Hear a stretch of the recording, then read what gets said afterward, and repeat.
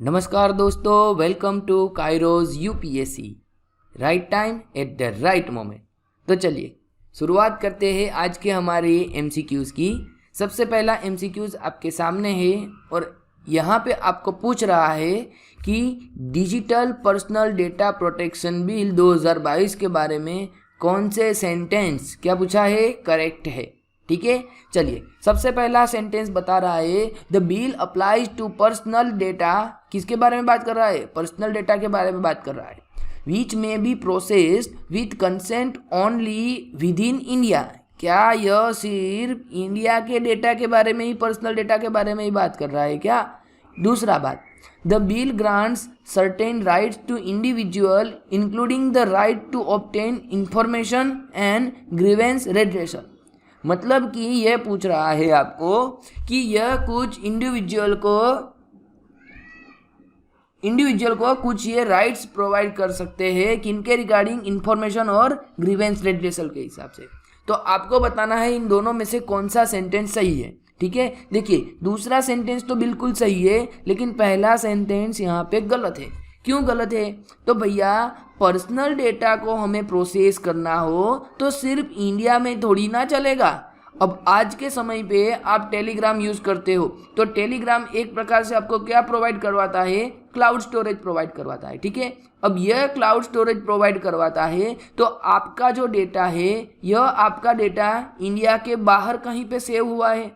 ठीक है, तो उसके ऊपर भी अगर आपको कुछ इन्फॉर्मेशन लेनी है आपको, यानी कि अगर गवर्नमेंट को कुछ इन्फॉर्मेशन लेनी है तो वो भी गवर्नमेंट आपके डेटा को इस्तेमाल कर सकती है। तो यहाँ पे पहला सेंटेंस ओनली लिखा है, इसी वजह से गलत हुआ। दूसरा सही हुआ। ऑप्शन बी जो है यह हमारा सही आंसर होगा। ठीक है, देखो यूनियन कैबिनेट अप्रूव किया था अभी एक draft protection data protection bill को, जो कि लाया जाएगा मॉनसून सेशन जो शुरुआत हो चुका है। ठीक है, अब यह जो बिल है यह बिल कुछ डिजिटल पर्सनल डेटा को भारत में कलेक्टेड ऑनलाइन और कलेक्टेड ऑफलाइन दोनों के बारे में बात कर रहा है और वो जो डिजिटाइज हो चुका है। ठीक है, अब यहाँ पे पर्सनल डेटा किनको कहा जाता है तो उनको उन्होंने डिफाइन किया हुआ है कि any data about an individual who is identifiable by और in relation to such data. देखिए अगर कोई डेटा ऐसा है कि जो डेटा किसी की पर्सनल के साथ जुड़ा हुआ है तो उसको आप कैसा बोल सकते हैं? Personal data. अब दूसरा एक डेटा आता है जो होता है पब्लिक डेटा। जैसे कि मान लो ये एक रास्ता है और इस रास्ते में पर्टिकुलर देखने जाए तो इस सेक्शन के बीच में बहुत सारे एक्सीडेंट होते रहते हैं। ठीक है, तो अगर आप इसकी जांच करोगे तो आपको पता चलेगा कि सुबह में 9 से 12 ज़्यादा एक्सीडेंट होते हैं। ठीक है, एक्सीडेंट होने की संभावना हाई है। 12 से 3 में बहुत ही नॉमिनल होते हैं। ठीक है, फिर से 3 से रात के 6 बजे शाम के 6 बजे तक मीडियम होते हैं और फिर 6 से 9 बजे तक बहुत हाई होते हैं। तो इसका मतलब क्या हुआ कि यह जो डेटा हुआ यह डेटा किसी पर्सनल के साथ जुड़ा हुआ नहीं है, लेकिन यह कैसा डेटा है? यह पब्लिक डेटा है। ठीक है, तो जो डेटा किसी पर्सनल के साथ जुड़ा है उसके साथ अगर हम रिलेटेबल कर सकते हैं तो उनको क्या कहा जाएगा? पर्सनल डेटा कहा जाएगा। ठीक है, चलिए आपको यह बताना है कि हमारे देश में कुछ कमेटी का हम लोगों ने क्या किया था? हमने कुछ कमेटी का गठन किया था और उनमें से एक कमेटी थी हमारी पर्सनल डेटा के रिगार्डिंग, दूसरी कमेटी हमारी नॉन पर्सनल डेटा के रिगार्डिंग। ठीक है, तो आपको बताना है कि पर्सनल डेटा के रिगार्डिंग कौन सी कमेटी थी और नॉन पर्सनल डेटा के रिगार्डिंग कौन सी कमेटी थी। चलिए आपको एक हिंट दे देता हूं, तो दोनों में कृष्णा का नाम आता है।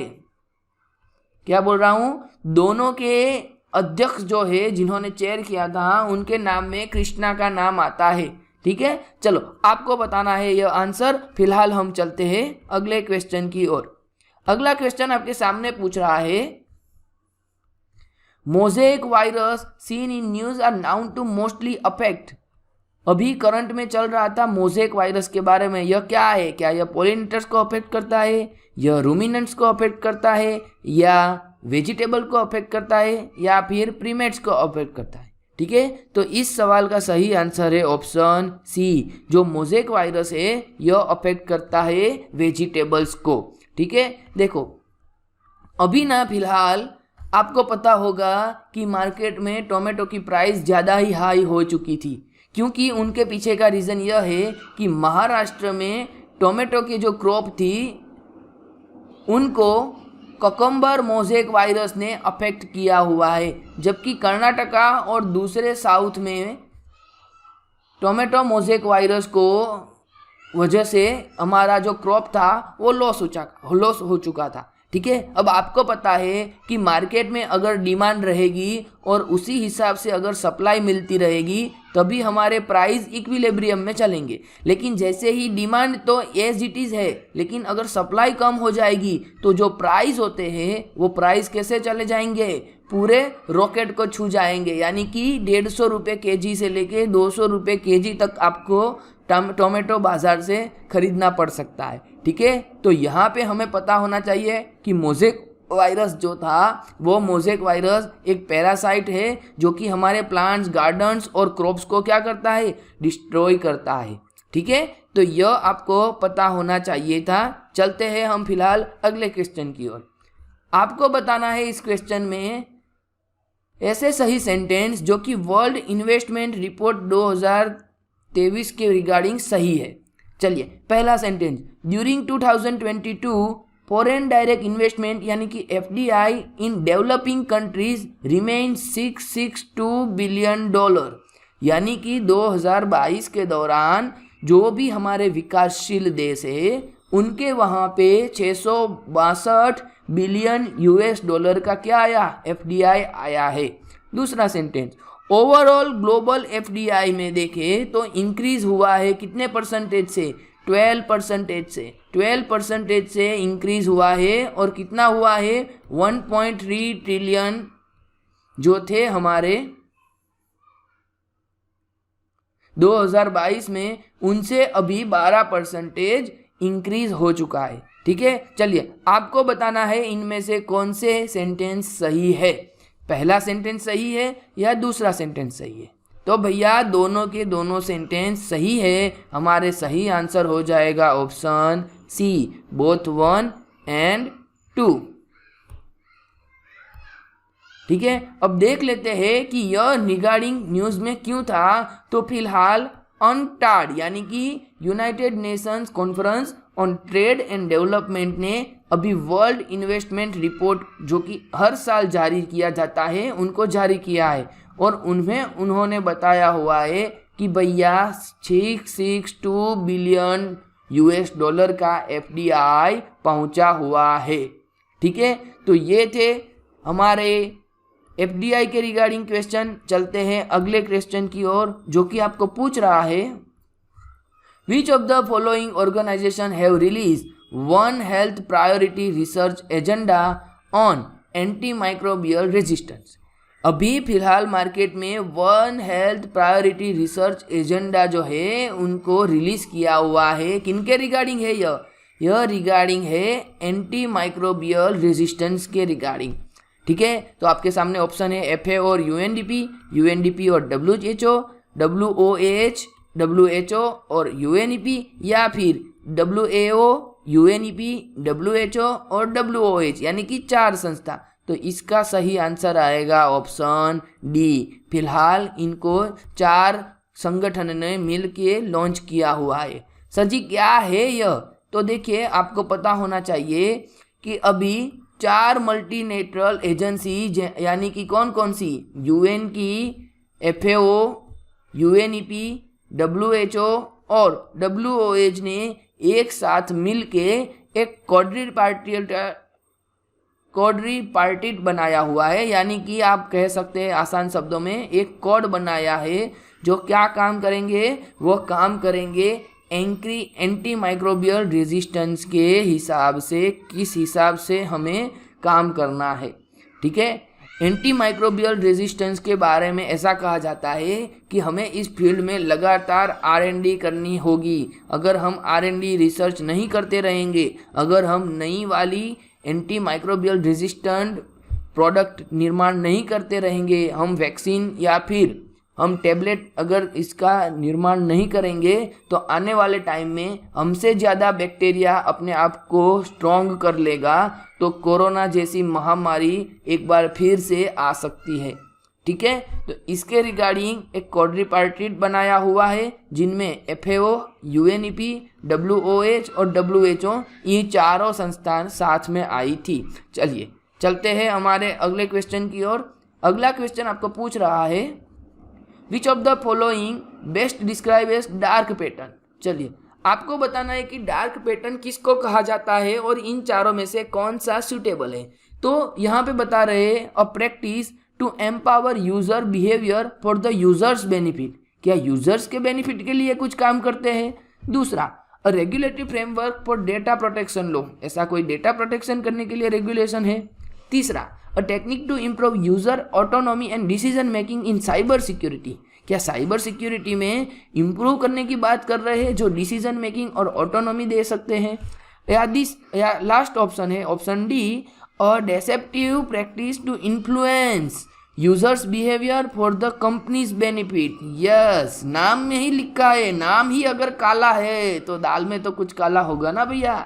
तो यहाँ पे ऑप्शन है डी। देखिए आपने कई बार कोई वेबसाइट को जब विजिट किया होगा तो ऐसी वेबसाइट में ऐसा छोटा सा एक पॉपअप आ जाता है, ठीक है, और यहाँ पे कोई एडवर्टाइजमेंट चलती रहती है, चाहे वो ऑडियो के फॉर्म में हो, वीडियो के फॉर्म में हो या फिर इमेज के फॉर्म में हो, और यहाँ पे ना एकदम छोटा सा ऐसे क्रॉस वाला बटन रहता है। ठीक है, अब अगर आप लैपटॉप यूज़ कर रहे हो या फिर माउस यूज़ कर रहे हो तो उस हिसाब से आप यहाँ पे आसानी से टिक मार्क कर सकते हो और इसको क्लोज कर सकते हो। लेकिन अगर आप टच स्क्रीन वाला मोबाइल यूज़ करते हो तो फिर यहाँ पे टच करने के बजाय ये इधर हो सकता है, इधर हो सकता है, इधर हो सकता है। तो क्या होगा, आप नहीं जानते हुए, आप नहीं सोचते हुए भी आप इस एडवर्टाइजमेंट में टिक कर देंगे, तो इस एडवर्टाइजमेंट आपको दूसरी वेबसाइट पे लेके जाएगा।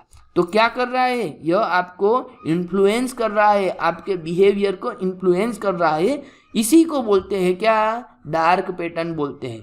ठीक है, तो इसका सही आंसर है ऑप्शन डी। और अभी फिलहाल यह करंट में इसीलिए था क्योंकि हमारे डिपार्टमेंट ऑफ कंज्यूमर अफेयर्स जो है उन्होंने advertisement standards council of India के साथ मिलके कुछ डार्क पैटर्न को कंट्रोल करने के लिए गाइडलाइंस जारी करने की बात किया हुआ है और उनके ऊपर उनका काम चल रहा है कि भैया आप वेबसाइट में अगर ऐसा कोई पॉपअप बनाते हो तो उसमें आपको कुछ पर्टिकुलर इतने एरिया का ही क्रॉस बटन देना पड़ेगा।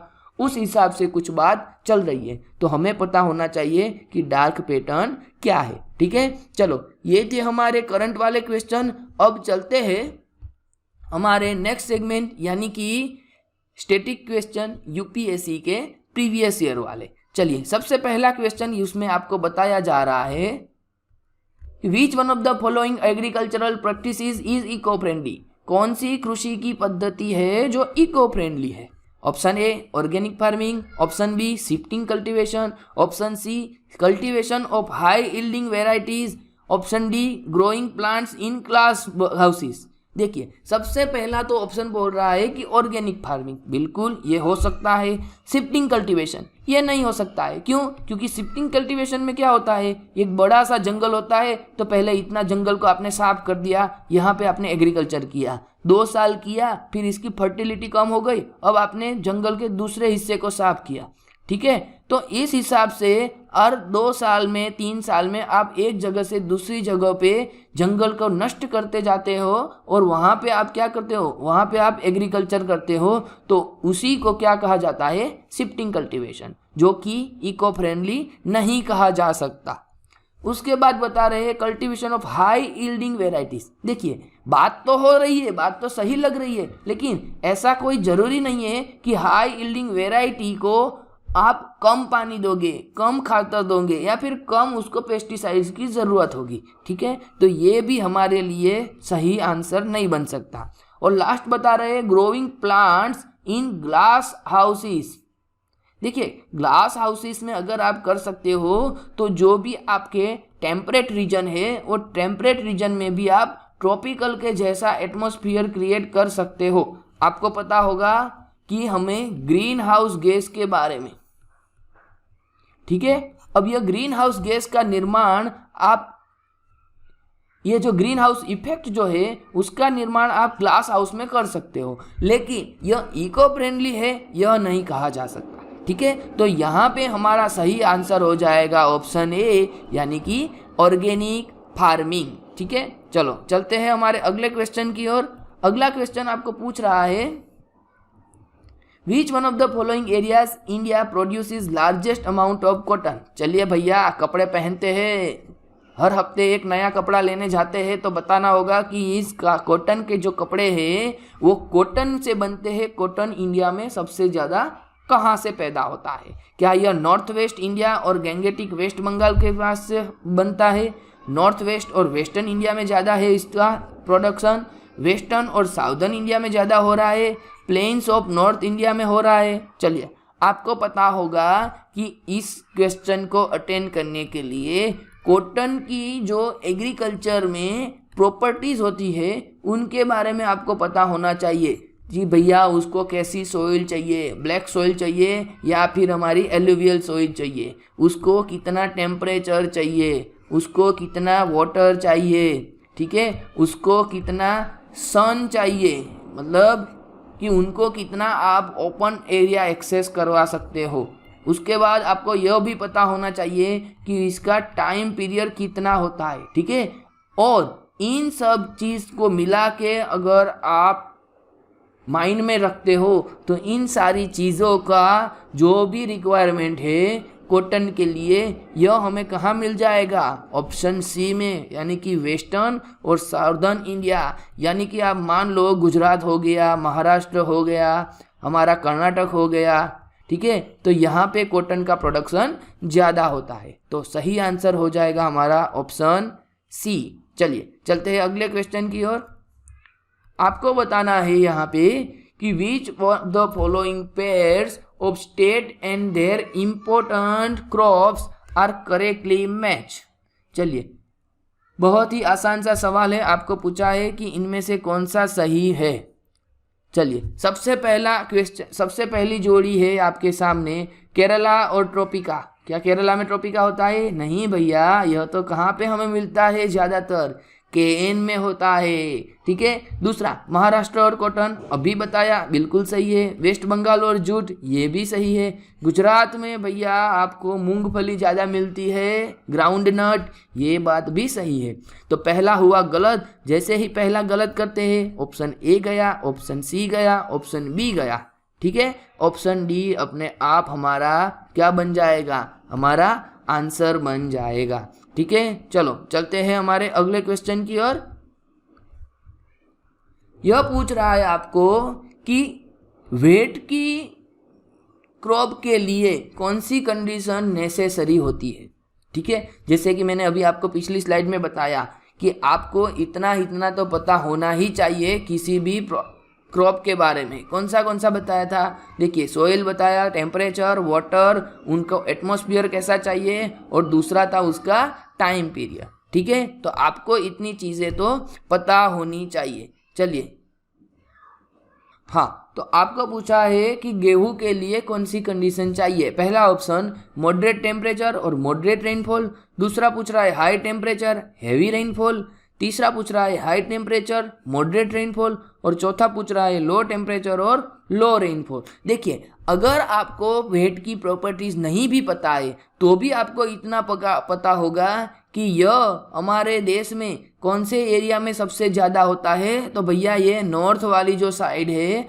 यहाँ पे ज़्यादा मिलता है, यहाँ पे ज़्यादा उसका प्रोडक्शन होता है। तो वहाँ का टेम्परेचर कैसा है भैया? मॉडरेट टेम्परेचर और मॉडरेट रेनफॉल होता है। तो हमारा सही आंसर हो जाएगा ऑप्शन ए, ठीक है। चलो चलते हैं हमारे आज के आखिरी क्वेश्चन की ओर। आखिरी क्वेश्चन आपको पूछ रहा है in India market in agriculture products are regulated under the, Bharat में एग्रीकल्चर की जो प्रोडक्ट्स होती है उनको किन के अंदर रेगुलेट किया जाता है? क्या एसेंशियल कमोडिटीज एक्ट 1955 में, APMC act enacted by states में, एग्रीकल्चर प्रोड्यूस ग्रेडिंग और मार्केटिंग एक्ट 1937 के अंतर्गत, या फिर food products order 1956, meat and fruit products order 1973 में? तो सबको पता होगा कि भैया एपीएमसी ही है जो हमारे सारे एग्रीकल्चर प्रोडक्ट्स को रेगुलेट करते हैं। ठीक है, तो इसी के बेस पे तो अभी 3 फार्म लॉ आए थे, आपको पता होगा।